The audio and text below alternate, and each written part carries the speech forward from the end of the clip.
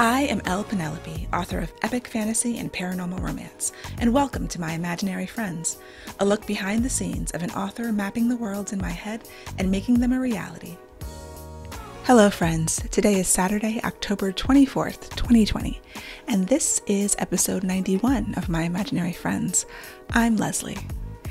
So this week's best thing, sometimes it can be hard to choose. Like, this was a pretty normal week. I made some breakthroughs in my manuscript and I cut my hair, which is wonderful. Although I got a little bit overconfident with the clippers and I made a significant mistake in my hair cutting, but it will grow back and I'm still delighted not to have so much hair on my head. But I think for this week's best thing, I'm going to go with, I got the synopsis and a good outline done for my new manuscript, the new project that I'm working on. And it's not done, but it's like the first step of, it's the first one where I feel like, okay, if I wrote it this way, it would be okay. I still have a lot of desire to see how I can improve it and make it better. But this is the first thing I felt like, yes, I have a whole thing that feels like a book that I want to write and that I would want to read. And I know the pathway. So, writing update, getting there has been not too bad. I mean, this has not really been a painful process. It's just been not even that long. Like, I've been working on this very diligently for just over a month. So I turned in maybe almost 2 months, I feel like, because I had those deadlines at the beginning of, in September. And so yeah, I guess I've been working on this since the beginning of September, so it's the end of October, so let's call it 2 months. I don't know if that's slow or not, to feel like I have a good handle on the plot, but it seems pretty much par for the course for me. So anyway, this week, what did I work on?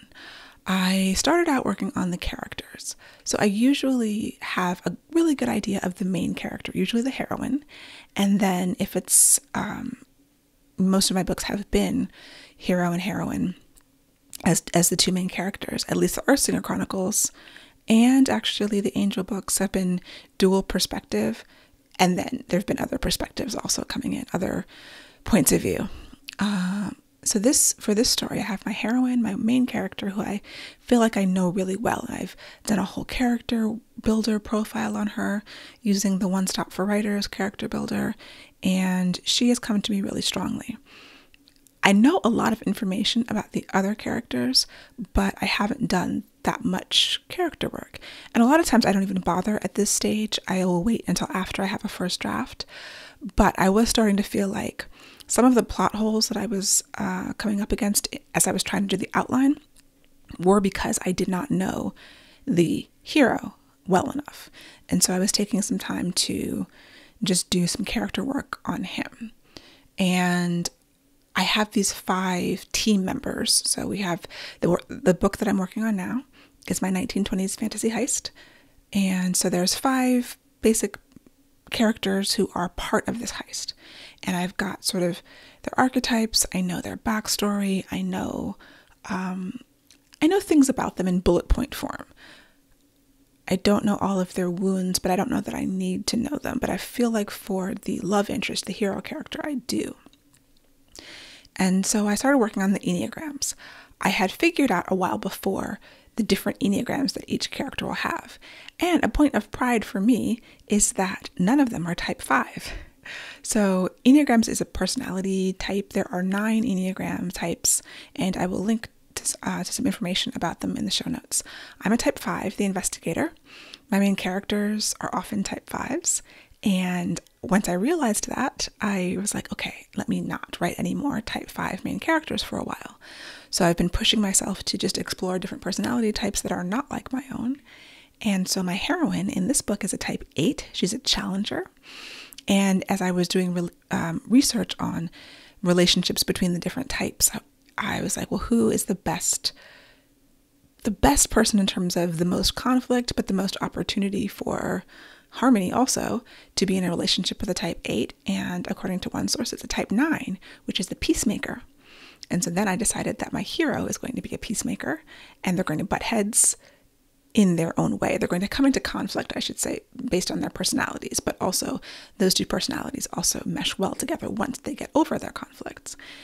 Then I went through and figured out the other personality types for the rest of the team.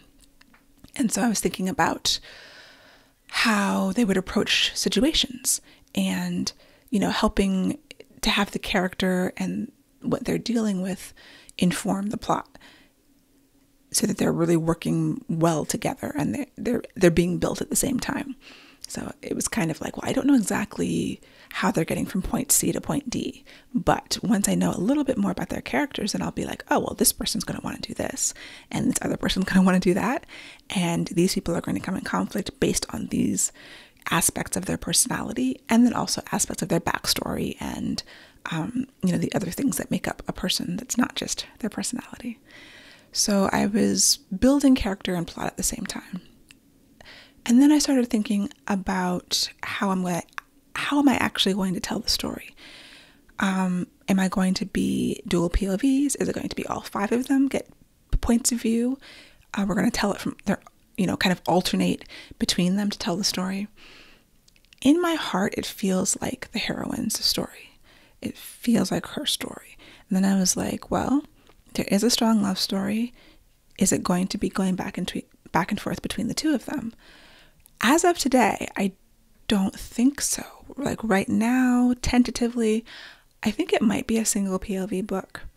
Now, of course, this is all subject to change, but she's just coming through so strongly, and she is like the mastermind of the heist. She's the challenger, Enneagram. She's a strong personality. I have a lot of backstory for her that I want to inform her actions and then come out as needed. And I kind of have a lot of backstory for all the characters, honestly, which helps to make them rich and full, but it's feeling like her story. And I have not done a single POV book, full-length novel before. So that will be interesting if that's actually how it comes. I won't really know until I start to write. The next thing I was thinking of was narrative voice. So you have point of view, like who is telling the story? Well, actually, also with point of view, it's like which perspective. Is it first person? Is it I? Or is it she? All the Earthsinger Chronicles books are third person. The Angelborn books are first person. I believe both of them are. I go back and forth in the Cupid Guild between first and third. So how do you pick a perspective? That's a question that a lot of writers will get. How do you know if it's going to be a first person POV or a third person POV? And there's different things that go into that decision. Sometimes it's not a decision. Sometimes it's just, that's how it comes out. Some people are more comfortable writing in one POV than another. I've done both, first and third. And third person allows you to get close. So you can get as close as a first person, but you're just using you're just not using I, you're using she or he. And it also lets you pull back. So a lot of times in books that are third person, I think of it in film terms. So you're starting with this wide shot, and your narrator, your perspective is kind of wide, maybe not completely omniscient, but setting the stage. And then during the course of things, you're going to get closer and closer until you know exactly what that character is thinking. You're hearing the character's thoughts, but then you can also pull the camera back and go into a wider shot. And without head hopping, which I don't like head hopping, it bothers me. And it's out of vogue now, if it was ever in vogue. I think it was, depending on genre. Head hopping is when you know this person's thoughts, and then you know that person's thoughts, and you know that person's thoughts. But when you're ostensibly supposed to be in one character's POV. So if I take Earthsinger, for example, Song of Blood and Stone, the first book, it starts in Jesminda's perspective. We're in Jesminda's head, but it's third person. And we switch with scenes. I switch perspective. So then we are in Jack's head. If I'm in Jesminda's head and suddenly I know what Jack is thinking, when Jesminda wouldn't know because she's not a telepath, there's ways to make it work. That's head hopping. It's when you're just jumping around and there's no scene break or delineation, because some people don't use scene breaks, but there is a delineation where all of this section is in, person A, and then we're switching to person B. So what was I talking about? Anyway, not head hopping, but doing a close third and then coming back to like pulling the camera back. And that is, a helpful technique when you're using third person. You don't have that technique in first person. You're always close. I am telling the story in the voice of the character from within them. So you literally can only know what that person knows and sees, and you can't pull the camera back. If you do in first person, it's going to be very strange and it's not going to be authentic. And so that's a tool that is not in your toolbox when you're telling a story in first person. Third person is generally easier unless you're extremely talented with first person. I enjoy using first person, and there are certain genres that lend themselves to the first person POV, like new adults. I felt that when I was writing Angel Born and Angel Fall, they're contemporary paranormal romance, they're new adult. The first book takes place in a college setting, and so that's sort of an expectation for YA and also for new adult. You can do them in third, but a lot of times they're done in first person. You can do other things in first person too. Like you can do whatever you want, really. But there's a genre expectation. I don't think there's a genre expectation in, say, epic fantasy for first person. That's going to be a little bit different. People do it. But so yeah, as I think about genre expectation and my own preferences and then just how the story is coming to me, I'm thinking it's going to be third person. So tentatively told from one person's perspective, my heroine, in the third person, so that I can use the tool of pulling back. Since I do have all these people, it's going to be through her eyes, but you know, I can get close and I can get far. Then I was thinking about narrative voice, which is who is telling the story. Am I going to use any kind of narrative device? So a narrative device is, for example, in the 5th season, when she's using second person for part of it, she uses third person for other parts of it. Off the bat, I can't recall if she ever uses first person in those books, but there is a narrative device where using the second person, you do this, you do that. And then in book 2, you discover who the narrator is, who is giving the second person narration. And it's actually a character in the book. And that is like an extreme form of narrative voice that is masterfully done by N.K. Jemisin, because she's a master. And if you're going to try to do something like that, you have to do it with care if you are not a master. But narrative voice is very important. Like in terms of, you know, I'm a Pitch Wars mentor, and I've been reading over 100 submissions trying to find our mentee. And when you're reading a lot of things, you know, narrative voice is the thing that stands out to you. It's always hard to describe. It's something that you can't, I guess maybe you can, but it's very difficult to teach. It's something that you know when you see it, and it's very engaging. So there's narrative voice, and then there's narrative devices. And so the narrative device is there a framing story? Is there a narrator who is a character who is telling the story, whether it's in second person or third or whatever? I feel like Jane Austen type of stories where it's omniscient, but you do feel like there is a narrator, an omniscient narrator who is sort of a character who is telling the story and has a personality. And that's also really cool. So I've thought about that. Like, what if it's third person, but it's not necessarily in my heroine's head? There is another character who could be telling the story. And that is something that I might be cool to play with also. So yes, perspective, point of view, narrative voice, narrative devices. A lot of times people just, you know, writers are just intuitively making those decisions. They're not doing it consciously. They sit down to write and it's coming out in first person, or it's coming out with a narrator, or however it comes.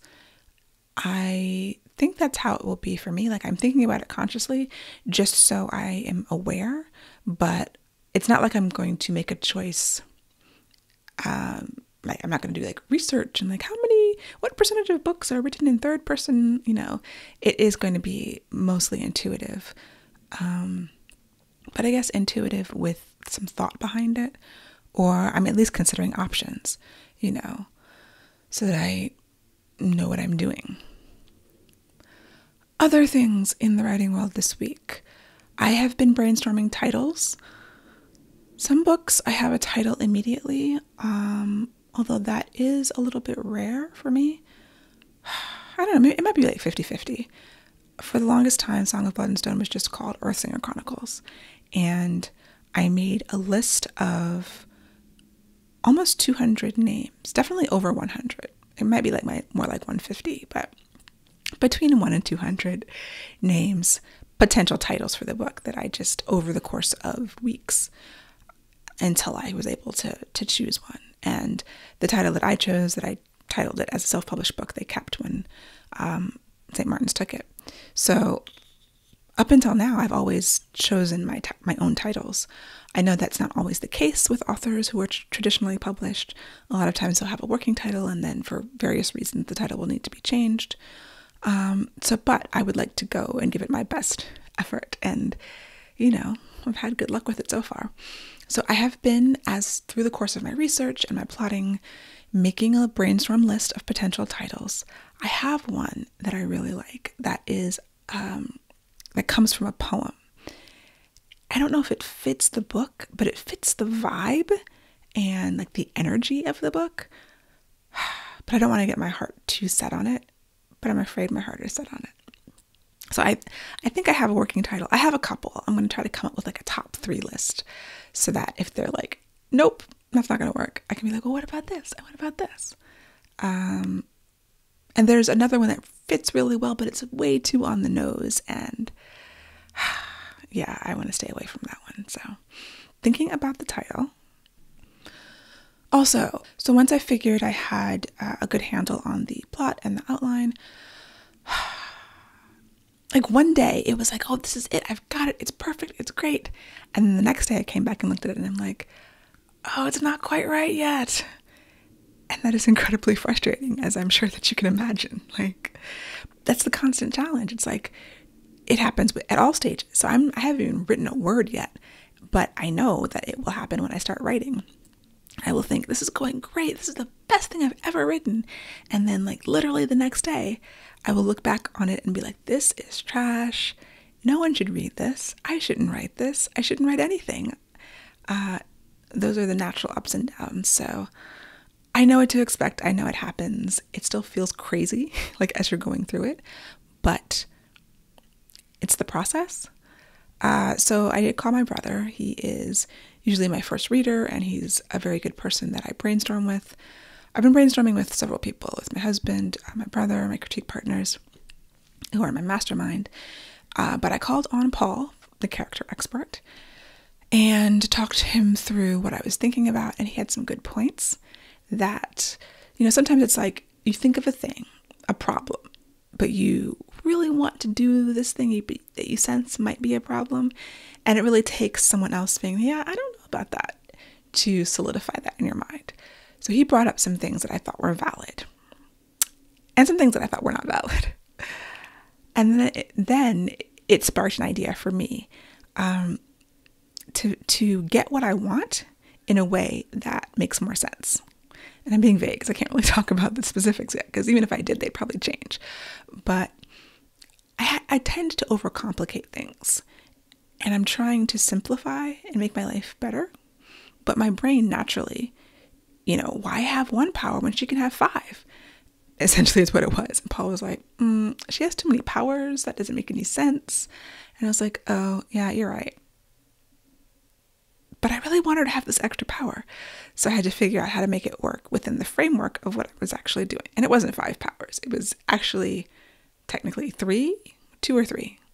But so after the conversation, I figured out, I think, a way to make, because I liked that power, I wanted her to have it, but I didn't want it to be out of sync with everything else and too much and too complicated. He also said something that I felt was a good quotable, and talking about character arcs, because by now he understands the way that I sort of go about thinking about character, and he kind of like, well, the way you do, let me think about it the way that you think about it, Leslie. And then he'll kind of quote my way, and I'm like, yeah, that's exactly it. I thought that was the way everybody thought about it, but apparently not. So I like to have the internal character arc be responsible for solving the external plot arc. Like if you're doing a change character, a character who's going to grow and change, then that growth generally happens, the growth happens over the course of the story, but that point at which they change is the point at which they figure out how to solve the larger external plot problem. And so I was thinking about it one way, but as usual, it was very complicated. And he was like, what he said was, her pot of gold has to match her rainbow, meaning like the thing at the end of the arc has to match the entire arc. And I just thought that made a lot of sense to me, and it was really profound, and it helped me think of things in a different way. And so kind of thinking about, okay, where is she starting? Where is she ending? And his point was that the character arc should match the theme of the novel. And we had sort of identified the theme. And so then it was about going backwards and saying, oh, okay, well, how can I tweak things, the things that I was thinking about, to make the character arc match the theme? And so if, the theme of your book is love conquers all, and then you might have a character who at the beginning is afraid, is closed off, she doesn't want to fall in love, her parents are divorced and it was terrible, and, she refuses. And then she falls in love, but she retreats all the time, and by the end of it, her character has learned to trust herself, trust her partner, fall in love, and then we have the theme that love conquers all. In the middle of that internal arc, there's probably going to be an external arc that backs that up as well. And so talking through the theme, talking through the character changes and the external plot, and working on them all together and making sure they're all, fitting and in synergy and forming a nice braid. And the braid is the book. And that is part of the work of plotting that I do ahead of time and all throughout, because no matter how much I do now, I know that things are going to change as I write it, and I'm going to fall into little holes and get stuck. But this is, for me, the story spine. And so if I can come back to, what am I trying to say with this book? That is the theme. I actually have figured out the theme based on writing the synopsis, and the theme was kind of staring me in the face after I had written it all out. It was like, oh, that's what this book's about. And that's what Paul said too, as I was explaining it to him, because he was like, oh, that's what this book's about. And I'm like, yes, exactly, you got it. And then kind of making sure that everyone's journey is matching that. So yeah, that is my writing update. In other news, I started playing Dungeons and Dragons for the first time ever in life.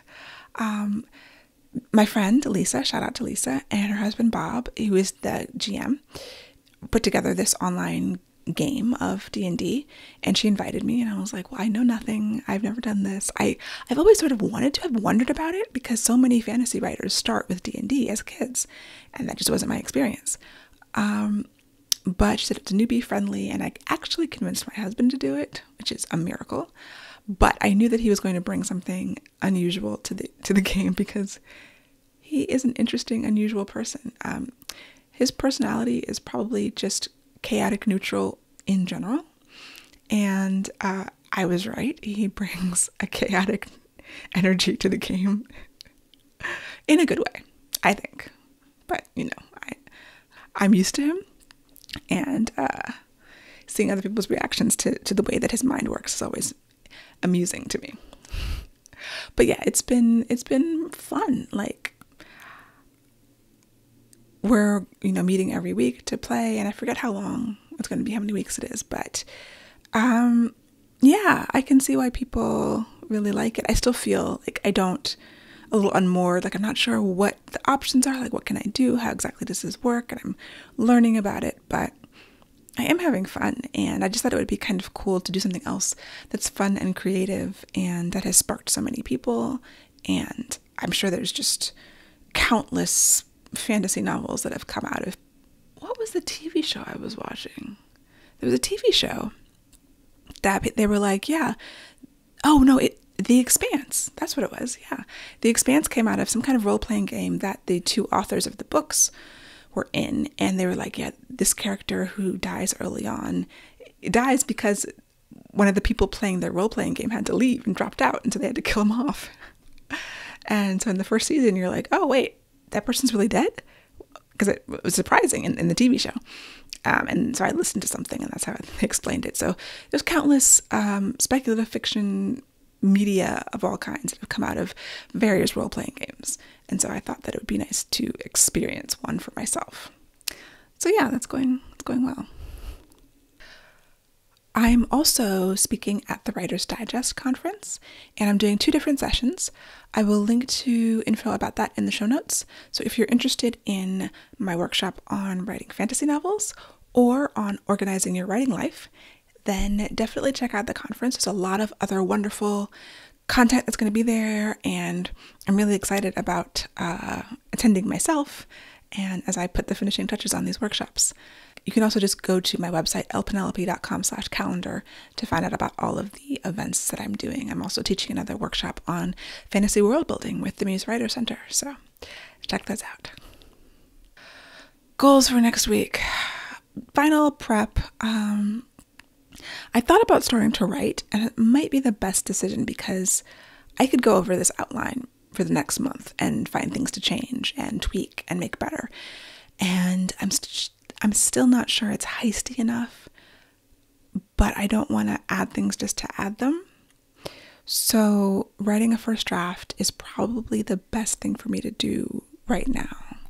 Maybe I will actually start doing some sprints and starting to write this thing now and not further obsess over the synopsis and the outline.